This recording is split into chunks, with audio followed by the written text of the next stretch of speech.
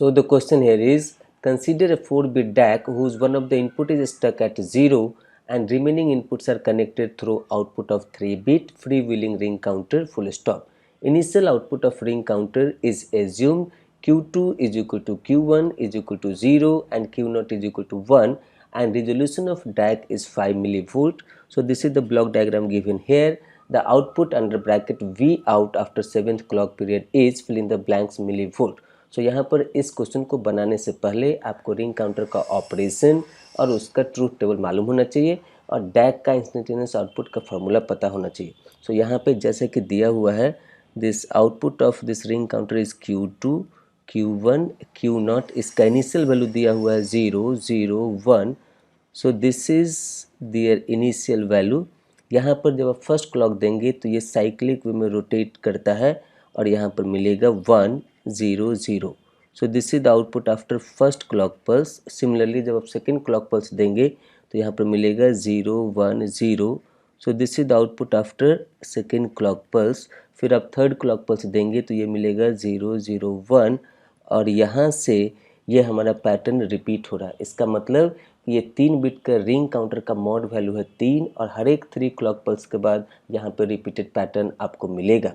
और यहाँ पर ये डैक का इंस्टेंटेनियस आउटपुट क्या होता है?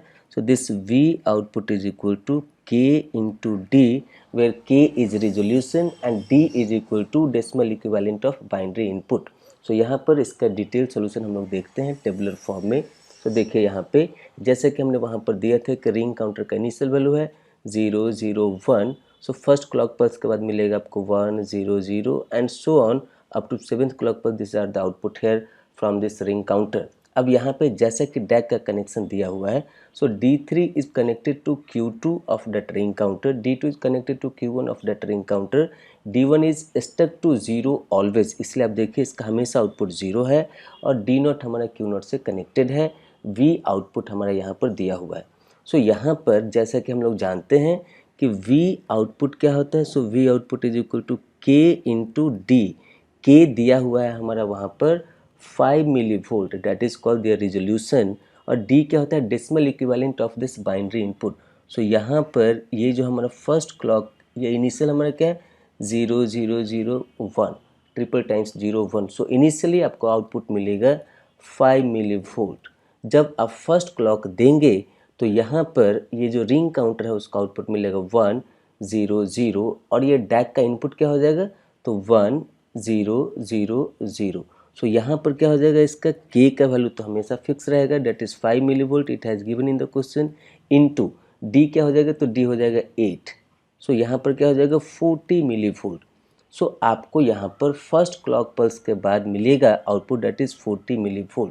सिमिलरली सेकेंड क्लॉक पल्स के बाद हमारा जो रिंग काउंटर का आउटपुट होगा वो होगा 0, 1, 0 और ये डैक के इनपुट में जाएगा तो डैक का इनपुट क्या हो जाएगा? 0, 1 और ये D1 तो हमेशा फिक्स है 0 पे, तो ये 0 रहेगा और ये 0. सो अब क्या मिलेगा हमको आउटपुट? सो अब मिलेगा हमको this V output is equal to K into D. So this K is 5 millivolt और D क्या हो जाएगा? इसका D हो जाएगा हमारा 4. So that this will become here 20 millivolt. तो यहाँ पर क्या मिल गया हमको? 20 millivolt. अब उसके बाद थर्ड क्लॉक पल्स के बाद ये जो हमारा रिंग काउंटर का आउटपुट है वो क्या है? 0, 0, 1. सो 0, 0, 1 तो डैक का इनपुट क्या हो जाएगा? 0, 0, 0, 1. मतलब पहला वाला पैटर्न हमारा आ गया. तो यहाँ पर V आउटपुट क्या हो जाएगा? 5 millivolt. सो जैसे कि हम लोग जानते हैं कि यहाँ पर रिंग काउंटर का आउटपुट ये 3 बिट का है, इसलिए 3 क्लॉक पल्स के बाद पीरियडिक होगा. इसका मतलब है कि फर्स्ट क्लॉक पल्स के बाद जो आपको आउटपुट मिलेगा वही आपको फोर्थ क्लॉक पल्स के बाद आपको आउटपुट मिलेगा और वही आपको 7th क्लॉक पल्स के बाद भी आउटपुट मिलेगा. यहाँ पर जो सेकेंड क्लॉक पल्स के बाद आउटपुट मिलेगा वही 5th क्लॉक पल्स के बाद आउटपुट मिलेगा, वही आपको 8th क्लॉक पल्स के बाद आउटपुट मिलेगा. तो जैसा कि क्वेश्चन में पूछा गया है कि what will be the output after 7th clock pulse. So after 7th clock pulse this output is 40 millivolt.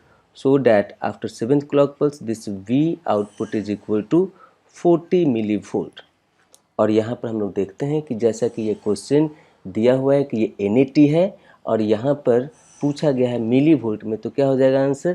This answer will become here as a 40. So the numerical values for this question, it will become here 40, and by this way this is the end of the explanation for this question.